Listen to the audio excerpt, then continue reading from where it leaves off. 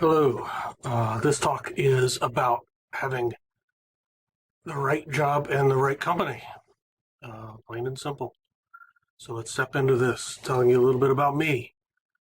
This talk has evolved from having done several hundred coffee chats with 100 devs, cohort members, other developers within the industry. Getting into me, I'm an individual with a stubborn streak that's a mile wide. I've had a 38-year career, writing code, teaching computers, this and that. I've worked at very good companies. I've worked at horrible companies. I've worked at everything in between. Throughout that time, I've gotten wonderful advice, and that stubborn streak essentially led me to try and find my own way to do things. Essentially, the worst thing I could do in that scenario, okay, in the job hunt scenario. So let's step into this. So what does the right job mean? Okay. First thing is you know, when you're looking for jobs, you want to have the right type of job. And what I tell folks, especially those that are early on in their careers, is it's hard to know what you don't know. Okay. If you haven't done that type of work, it's hard to say what you're going to like and what you're not going to like. What I tell folks is to take these 5 categories, the DevOps, the database, the backend, front end, QA or quality assurance, and go look for the work you want to do.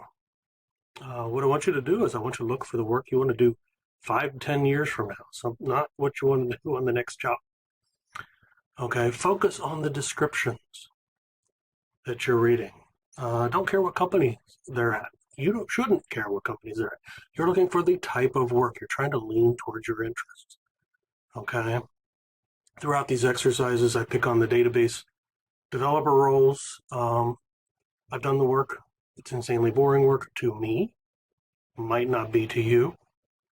But if you go through 5, 10, 20 positions and you're reading these descriptions and nothing in there sounds interesting, that in itself should tell you something. Okay, we want to lean towards our interests.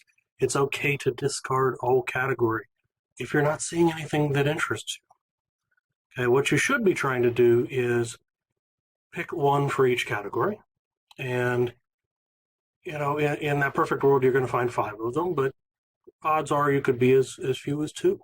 You could have an idea of which one you want immediately, but let's say it is between 2 and 5. You know, numerically, that tells us on that first job, you've got between a 20 and a 50% chance of picking a job within the role you're going to end up in long term. Okay, so that first job is a learning role.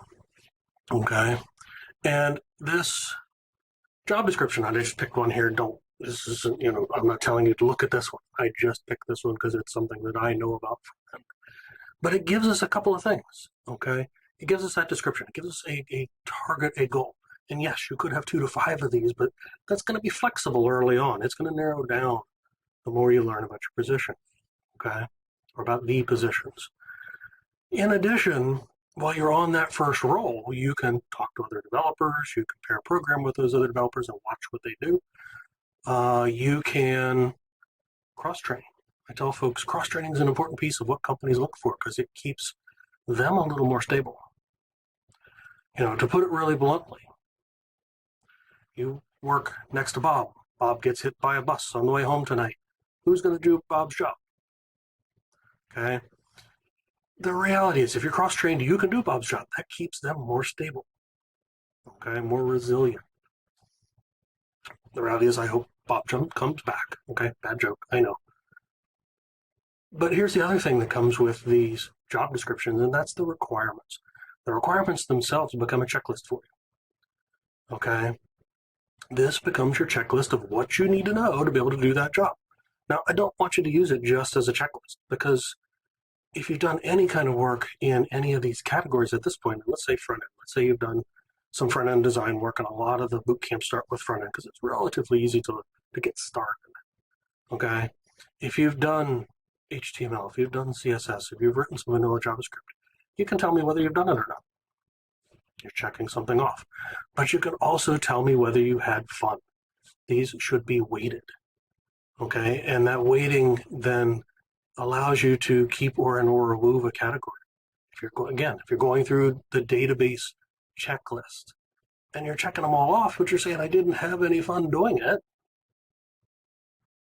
maybe it's time to pitch that out. Okay. These checklists can also tell you a little bit more, because the reality is if you're on the job, if you're doing the work, you're learning from other folks, and you're coming back to these checklists and you're updating them once a month. Let's say you go 2 or 3 months and you don't check anything off. The next question you should be asking at that point is, have I gone as far as I can professionally with this team, with this company, with this organization? It's very possible it's time to move on. Okay. So the other side of this equation with the right job is having the right company, because the reality is you could be doing the wrong job at the right company. That's okay. You could be doing the right job at the wrong company. Yeah, that's okay too. But where it gets really powerful is when you have the right job with the right company. Okay. And I can tell you from having found the right company, grace of God, 100% pure luck, however I got here. Okay. It wasn't intent by me. I got here. I found the right company. I'm doing work that I love, and it's tremendously powerful. So when I look at the right company, there were a lot of things that I was looking at, a lot of things that I was talking to folks about, that I was hearing companies talk about. And, these are lots of things that are important things that you should be looking for when you're looking for the right company. And this is a really long list. But I really think that this long list boils down to one major category, and that's having the right core values. Okay. The company I'm at has 5 core values, and those core values match my personal values nearly word for word. And that's a powerful thing, because I know how we're going to treat people. I know how we're going to work with teams. I know how we're going to work with a company that's being difficult. I know how we're going to handle big challenges. One of the biggest challenges that many companies have had in the last few years, right, were the lockdown, or the COVID lockdowns, right? And our company pulled us in because the vast majority of our clients had dropped us overnight. They were worried about money. Get that. But when I hear my company say, we're not letting anyone go, we're going to get through this, we're going to have to work hard, and we're going to have to buckle down, and we're going to have to do some stuff together. We came out at the end of the year better than when we started. I mean, that's a powerful thing when all these pieces line up. Okay, so core values. What do I want you to do with core values? Well, you should be researching companies that you're interested in. And in the research of these companies, what I want you to do is look at their core values. And if you see one that resonates, write it down. After you go through a number of companies, you should have about 4 or 5 core values. You have to work at it a little bit. But what these become are your core values. You can now use these to weight those companies. Which ones do you really like, and which ones don't you like so much? Okay. So if we take this weighting, those that match well and those that don't match well, the real fun here is not in the ones that match well. These are the companies you want to work for, because the core values seem to line up really well. But where you have fun and why you're having fun are the ones that don't match well, because this is where you can practice. This is where you learn how to contact a recruiter. This is where you can interview and practice and screw it up. Who cares? You weren't planning on working there anyway, right? But here's the thing. There is one drawback to this process, because they can offer you a job and it could be really good money. And that's a point in time when you've got to think about things and you've got to make a decision yourself. That's not one I can help you with, okay? But here's the thing. You want to learn how to make it personal, because making it personal is one of those pieces where it's really hard to say no to somebody's face. And if they know you and they know who you are, not only is it hard to say no, but there's opportunity through that networking. If they hear of another position, recruiters talk to recruiters. If they know of another company that's hiring, or they hear of something that you might be interested in, just to say they don't call you back and say, hey, I've got that opportunity out here, okay? So I get questions around this point in time, because we're talking about getting a hold of recruiters and figuring out how this happens, and it's cold calling. And cold calling is painful. Yes, I usually use a different word when I'm talking one-on-one with people. It is very painful. Okay. Questions that come up. I don't have skills that I bring to the table. Well, that may be true, but there may be other things that you bring to the table too, because we each have a network that we're connected to. Could be dozens of people, could be hundreds of people, could be thousands of people. You might hear about that position and it's perfect for someone you know, not necessarily you. Okay. How do I know that the company lives by their core values? Well, extending your network is a piece of that. That recruiter, if you ask him about their core values, guess what he's going to do? He's going to give you a nice, polished answer because he's heard this before. You extend the network. Hey, I'm interested in front-end development. Do you have someone there that's doing that kind of work? Sure, I got this developer over here you could chat with. Guess who's going to give me a realistic view of how that company lives by their core value? Plus, it extends your network. Good things to be practicing and learning. At the same time, you want to show them a portfolio. You want to show them your LinkedIn. You want to show them your resume. I want you to show these as early as possible, especially to the companies you weren't necessarily planning on being your A-list companies, okay? We want to show them these when they're incomplete because if they need adjustment, this is where you get them polished up. You get those recruiters to help you. They look at the portfolio. They give you their opinion. They look at your LinkedIn. They give you your opinion. They look at your resume. They suggest changes. Great things to do when you're early on. I don't want to be going back and refactoring portfolio 200 hours into development. I want to be going back 20 hours into development. Okay, asking for this assistance can improve you, improve your tools that you're using to apply, and at the same time improves their opinion of you because you're willing to ask for help. Okay, so interviewing is one of the toughest things you do, and what I tell folks is we can improve this whole process. Okay, because in interviewing, questions are asked, passed back and forth, this and that, and you're going to go through these tech interviews primarily, and some of them are going to go awesome, just a few.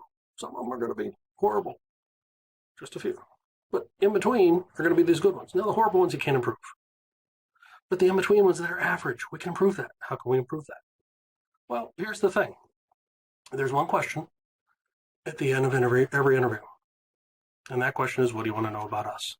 And it sounds like a simple question. And I'll be honest, over 38 years, I generally didn't have an answer.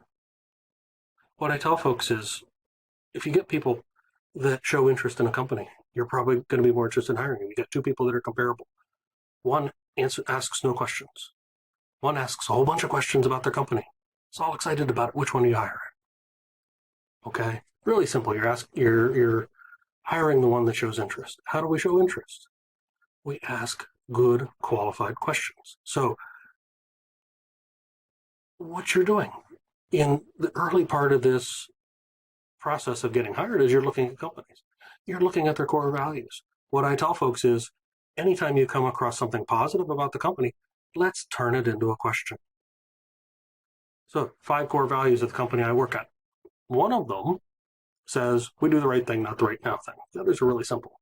This one has a little leeway, and I should have been asking things like, what does it mean to you? What do the owners of the company have to say about it? And can you give me a concrete example of how your company's applied that core value? But the point is, you're putting these questions together so that when you get to that question, what do you want to know about us? That you are providing a solid list of questions that shows your interest in their company. They're very specific. Okay? On an average tech interview, what you want is that interviewer walking out saying, Bob was good on the tech side, but man, is he excited about our company. Man, is he excited about what it is we're doing. You should have heard those questions. A company can help you improve technical skill. Nobody can improve your excitement for their company and what it is they're doing. Okay? So, right job, right company. Okay? We want to find the right job. We want to find the right company. Everything I've given in here, it's a relatively short talk, is advice. Take it or leave it. Reuse it as you see fit. Okay? Looking at companies, I had an individual a while back who worked for a company, and their means of determining if one of the companies they're working with is good to work with or not, was they would contact their help desk and ask a question and see how that help desk responds. And based on the response, they decided if they wanted to work with that vendor or not. It's a different way, I think, of looking at core values. Okay. This particular individual contacted 25 companies, contacted their help desk that he might want to work with, they might want to write code for. Of those, 4 responded, 1 within 2 hours, and that one that responded in 2 hours, it was a human being that contacted him. That says a lot about their core values. Okay. So what I'm saying is this is all advice. Take it or leave it. Okay. Some of this might be right for you. Some of this might be wrong for you. But this is basically advice that I've given 200 and some odd times. And rather than saying it over and over and over again, I decided to record it and see how it goes. And this is my first attempt at the record, and this is probably the one that I'll post up because it has gone reasonably well. So, right job, right company. Remember, the first one may not be the perfect company. Lean towards your interests and, look at their core values. Look seriously at their core values because that can tell you a lot about a company. Okay, this is all information you can find online these days. It's relatively easy to track down. Good luck and have fun. Thank you.